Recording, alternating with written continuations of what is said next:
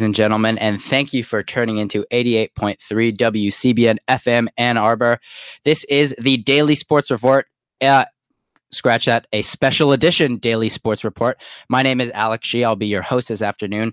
I have the honor of being joined tonight by Professor Andrei Markovits, who's one of the great guys at this university. If I'm going to be honest, probably one of the best professors you'll ever have. And we're going to talk about what's all on our minds. It's a day before Thanksgiving. That means that the game is right around the corner. 12 o'clock, Columbus, Ohio, at the Horseshoe. It'll be Michigan, Ohio State on Saturday. The biggest game of the season, possibly the biggest game of Jim Harbaugh's life as a coach. But we're going to talk about the history of the rivalry, the nature of this Ohio State-Michigan rivalry, the role it plays, and at the very end, we'll give you a little preview for this game. So, Professor Markovits, thank you so much for joining us. Thanks for having me, Alex. Really wonderful to be here. So the Michigan-Ohio State rivalry stretches back many years. The two teams first played in 1897 in Ann Arbor. And in 1918, they first started playing in a continuous rivalry. So how did these two teams first become rivals? And how did this rivalry, and when did it really start to take place? Well, as you said, they started even playing in the 19th century, but I would argue that until the building of the two big stadia, namely the Horseshoe and the Big House in the 20s, when actually all these when college sport and college football really becomes big time. Actually not only college, but lots of sports, the building of ice arenas, the indoor arenas, and so on and so forth. Sports goes from just sports to entertainment and an identity former. That's when Ohio State becomes Michigan's rival. I would also add two things, namely the falling away in 1939 of the University of Chicago, which was actually Michigan's arguably biggest rival early in Michigan football history. After all, it was in Chicago that the Victors was written. And the other one being the University of Minnesota. And Minnesota, of course, is a huge rival. And all the listeners, of course, know about the Little Brown Jug, which I think is the first and oldest college football trophy of the country. And so with Chicago disappearing in 1939, Robert Maynard Hutchins decides to see big time football as a threat to academic existence at the university, and he abolishes it. And so that's gone, and Ohio State then develops into the rival in the course of the 1920s, and certainly by the 1930s, it surpasses Chicago and also Minnesota, and it becomes arguably the biggest rivalry in North American sports. And in fact, I would argue it's the North American equivalent of the El Clasico. This is bigger than the only one that I might see a parallel to is North Carolina Duke in basketball. But it's a unique rivalry, and this game will be a unique game within that rivalry. We're going to talk about that later.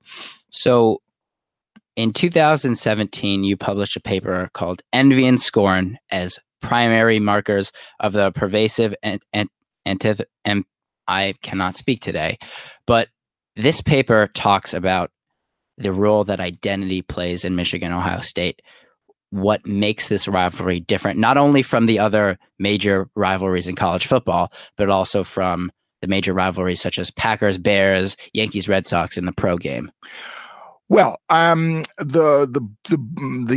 article is called. It looks at how hatred among rivalries actually is differently constructed. All rivals hate each other. This is nothing new.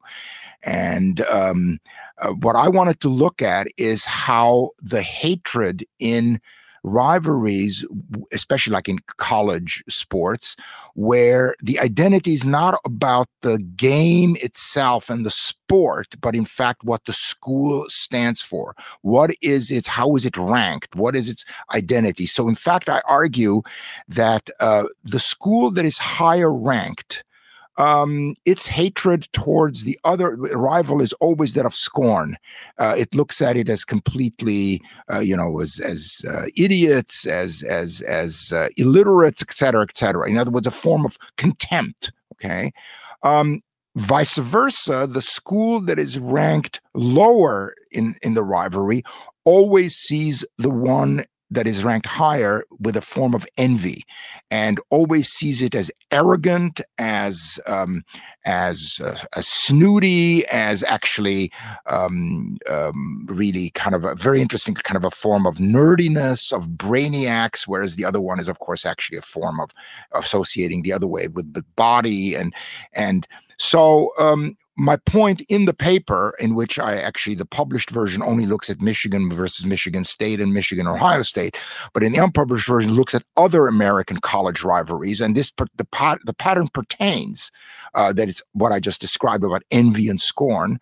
And my point is that it has nothing to do with the output on the field, meaning that no matter how often Ohio State will beat Michigan, there will always be a form of envy towards Michigan as an institution, not its football, but a form of, so the hatred will be one of looking at something that is seen as better, and hence, by the way, always seen as arrogant. And that's why, by the way, I would also argue the rivalry in some ways will always mean more to Ohio State, the Ohio State community, not the football aficionados, but the community more than to Michigan, because it is in fact trying to beat a superior or an institution with more social and cultural capital. So ultimately, bottom line, these games, these rivalry games, are not so much only about football or basketball, but about the image and the standing of the institution as a whole. And that's why they're so fraught with such anger and hatred. So what are some other, besides this gap that exists in institutional prestige, such as Ohio State and Michigan, Michigan and Ohio and Michigan State, what are some other factors that you need for a rivalry to really take place? Rivalries in general have to be very proximate. They have to have played each other often. They have to, on the whole, be relatively level in terms of outcome. And they have to, so these are the three most important ones. Typically, what makes them even more bitter is, in fact, if something bleeds into, which has nothing to do with the sport, but if in fact, again, let's take European football, so soccer, where that one team is Protestant, the other one is Catholic, one team is more left, the other one is right. This in American sports does not play a role in the professional ranks at all. Hence, I argue that in professional American sports, the rivalries are nowhere near as bitter as they are in Europe, except in college sports, precisely because it is not only about the game itself, but what really happens in this Saturday's game is also the two law schools are fighting each other, if you understand what I'm saying. The law school or the physics department or whatever are really bleed into the identity of what it means to be Michigan and what it means to be Ohio State, or what it means to be Oklahoma or Oklahoma State. And actually, this pattern exists in almost all these examples that I've analyzed. In fact, including Cal Stanford. Okay, it's a very interesting story that, Cal actually envies Stanford, and Stanford actually has scorn for Cal, both superb schools. But yet, it really goes about something much deeper than, let's say, the Yankee Red Sox rivalry, which is very bitter, but it's basically about two teams. Or, as you mentioned, Packers, Bears, very bitter, but no one on the Packers really envies the Bears because the Chicago has the Great Chicago Symphony, or because Chicago has better universities or something. That just doesn't enter into Americans' pro sports, whereas it does in European football, and it does also in American college sports big time. So what is it then that sets Michigan, Ohio State apart from, say, Cal, Stanford, UNC versus Duke, even a USC versus Notre Dame? Well, actually, I said I'm not totally positive that, first of all, basketball doesn't have the valence that college football has. But I think actually UNC Duke is a national rivalry and almost comparable to Ohio State Michigan. The Ohio State Michigan rivalry is, I would say, unique for the following reasons. I mean, there are many important ones. You mentioned them: Stanford, Cal, the Bedlam, rivalry between Oklahoma and Oklahoma State. There's the Civil War between Oregon State, very big. Auburn, Alabama, huge. I mean, they hate each other, but they really are, first of all, confined to one state, and they really remain regional. This rivalry, Ohio State, Michigan, does not. And I attribute this to the following story. Basically, college football, of course, was dominated by East Coast universities. And obviously, the Harvard-Yale rivalry, which, of course, was the original game, called just the game, was important, but then basically fades with the growth of football beyond the playing field, precisely when it becomes entertainment. So by the 1920s, it's important, but doesn't have anything near the importance of what football has in the Midwest and in the South, where in fact there's no professional sports. On the East Coast, these football rivalries become secondary because professional sports are more present. Okay. But Ohio State, Michigan are two Midwestern states. They're very similar. They are represent these amazing Midwestern institutions, which are, even though Michigan is ranked higher, but Ohio State is a very, very good university. And in fact, the Midwestern schools, all of these Big Ten universities are superb. Indiana, Wisconsin, Illinois, they all have serious academic gravitas. And it's in this context that this football becomes huge. They play every year at a certain time.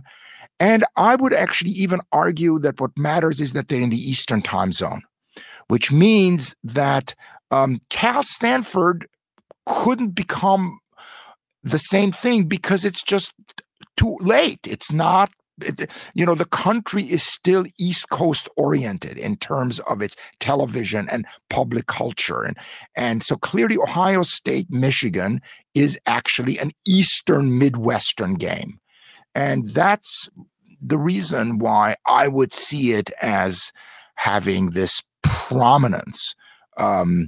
Clearly, Michigan, Notre Dame could have had the same, if not even more. But for lots of historical reasons, the continuity was interrupted repeatedly. And once the continuity is interrupted, the rivalry, it can't be sustained. You have to know that every year you play these guys, and the public knows this. In addition to the fact that Michigan and Notre Dame, as I also wrote in the paper and in the research, there the hatred is actually pure, but is not tainted by envy or scorn. Okay, we don't have a scorn for Notre Dame. They don't envy Michigan because it's not about that identity. Whereas, of course, this is the case very much with Ohio State and Michigan.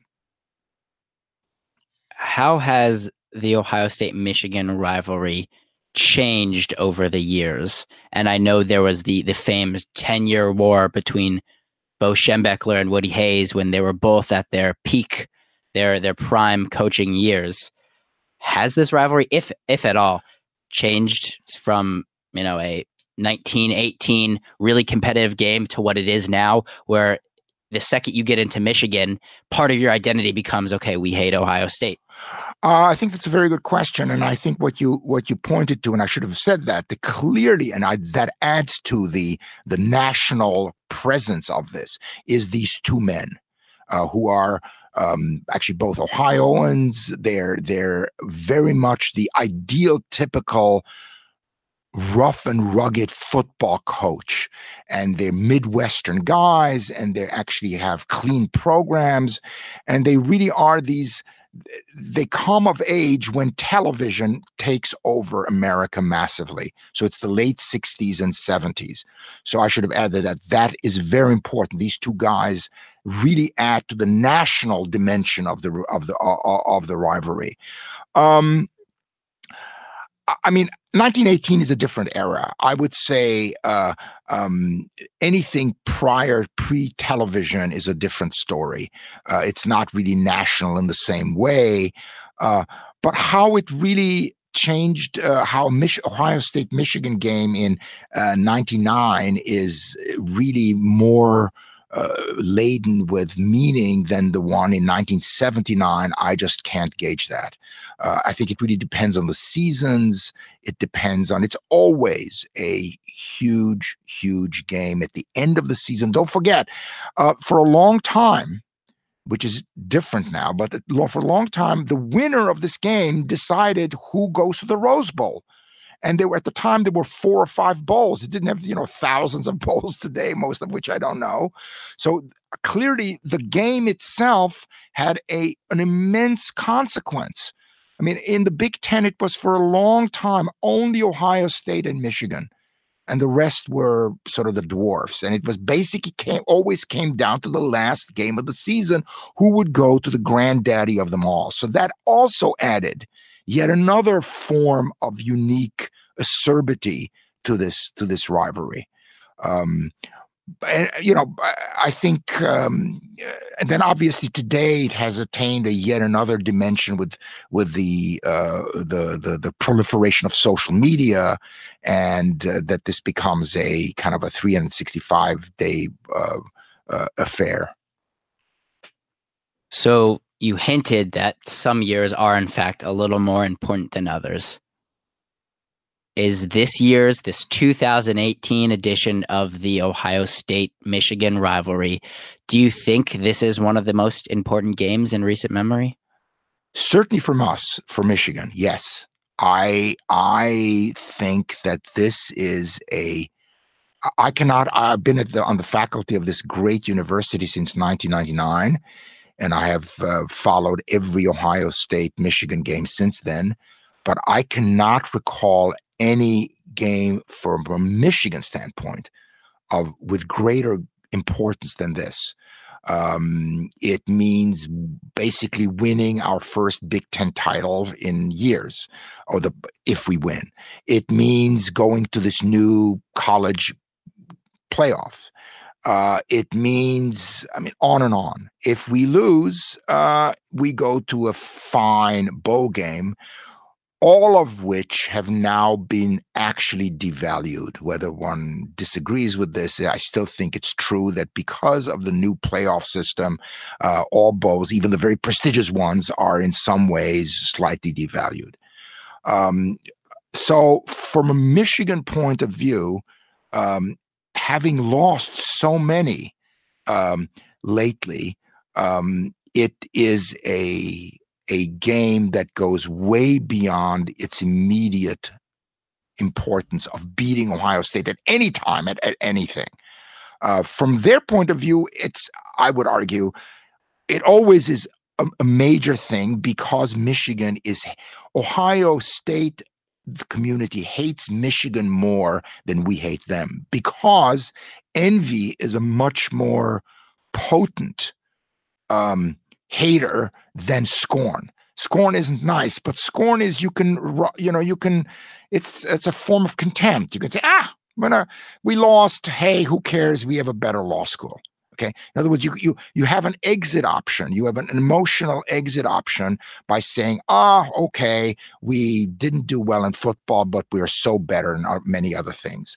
And that they don't. So typically, I don't think there ever was a Michigan governor who made the letter illegal for the Ohio State Week. In fact, we don't even have a Hate Ohio State Week. They do. So the acerbity of the hatred is much bigger there. So for them, beating Michigan all the time is more important. To us, it's also important to beat them all the time. But this year, in my recent historical memory, has a particular gravity. Do you think that the Urban Meyer scandal in any way, I mean, besides the fact that obviously Michigan, if they win, will likely go to the college football playoff for the first time in school history. They have not won a championship since 1907. I don't believe they've gone to the Rose Bowl since, I want to say 2003, 2004. Yeah, we lost to Texas and yes, and USC. Yes, okay. Besides that, do you think the Urban Meyer scandal definitely plays a role in this? Are there any outside factors that make this the most important game for Michigan? No, I don't think. I don't see. It may be a form of teasing people, fans, but I don't see the Urban Meyer scandal being a factor in this at all. Really, not at all. From them, for Urban Meyer, it might be a form of redemption. So clearly beating Michigan is ultimately, as the Sports Illustrated article argued, that it's so important at Ohio State just to beat Michigan that outweighs any moral standing, anything. Basically, beating Michigan kind of masks over serious moral turpitude. So I think in that sense, for them or him, it might be a kind of sort of a kind of band-aid or kind of helping. But I don't think from the Michigan side, I've never heard anyone say, whether Urban Meyer, we want to beat Urban Meyer, but not whether because he had this moral shortcoming. I don't think that's an issue. For both Michigan or Ohio State, do you think, due to recent results, this game, the rivalry itself has meant less than it has in other years? And to give a quick overview, since 2000, since the turn of the century, Michigan has only won 3 times, and they've tied once. They haven't tied once. What am I saying? They've won 3 times, and it's been utter OSU dominance. Michigan hasn't won. Last time they won was 2011. Right. Do you think that the recent dominance has diminished the rivalry in any sense? No, and certainly not from Michigan's point of view. But also, see, for Ohio State, the rivalry will always be prominent. They, of course, will use it as a form of complete contempt for Michigan that they lose all the time. But deep down, it will always be the most important game of the year to beat. And by the way, it's their only rival. See, we actually have, this is our main rival, but we actually have another rival, in-state rival, which is of lesser importance to Michigan than the Ohio State rivalry. Of course, it's huge for Michigan State. That's their yearly game. But in Ohio State, the rivalry will always be Michigan. And I don't think any Ohio State fan will ever see a kind of a quantity where at one point they say, oh, well, this is no more rivalry. It's become boring. Let's not beat these guys. I don't think that'll ever happen. But for us, that's what I meant. The reason why this game is so important is we haven't beaten them there since 2000. This is an identity forming game, because if we go, we're battling the dragon in its lair. And if we win this, I think it will be a phenomenal boost for this football program, for its standing, and of course also in some ways for the feeling of the student body at this university. It won't affect the university's standing or and its Nobel laureates and all that, but it will mean a real kind of boost if we win this game. So it's huge. I dread its size. I really do. So what are your thoughts on the game? Do you think, I mean, it seems like Michigan can win. That's not necessarily the question, but what do you think is going to happen in Columbus on Saturday? Well, as I told you already in another forum, to me, what I really want and what I think will happen are two completely different things. And in this way, I'm actually very non-American. I always worry that the team that I really love so much and want to win will lose. I know this is defeatist, and so I dread. I fear that we might lose. It's see, I wouldn't fear any of this were this at the Big House. If we played them, literally the same thing would happen on Saturday in the Big House. I would be confident that we would win. But playing in the Horseshoe, with the animosity there, the completely hostile atmosphere, odd things happen. I mean, we was robbed in the Horseshoe not so long ago. The refs make odd calls potentially. So I hope I'm wrong, but I fear that we might lose. I really do. I hope we won't, and I'm so nervous that I may actually not even watch the game. But I fear that we might. So give me a score prediction. Oh God, this is me. Well, score prediction actually 20-17. I'm still hoping 2017 Michigan. They surprised me. Okay, we'll end it with that. Hopefully they can surprise and shock the world, as Muhammad Ali once said. That about does it for our conversation. Thank you so much, Professor Markovits, for joining us today. Really an honor and a pleasure. Thank you so much. Thank you so much for having me. I really enjoyed it. And this is our last broadcast from the Daily Sports Report before Thanksgiving. So we want to wish everyone a happy Thanksgiving. And it's our last broadcast before the game. So we'll set the stage one last time. It's Saturday, November 24th at 12 p.m., like it always is, in Columbus, Ohio, at the Horseshoe. It's the number 4 Michigan Wolverines against the number 10 Ohio State Buckeyes in what has been the Michigan Wolverines' most successful season since 2006.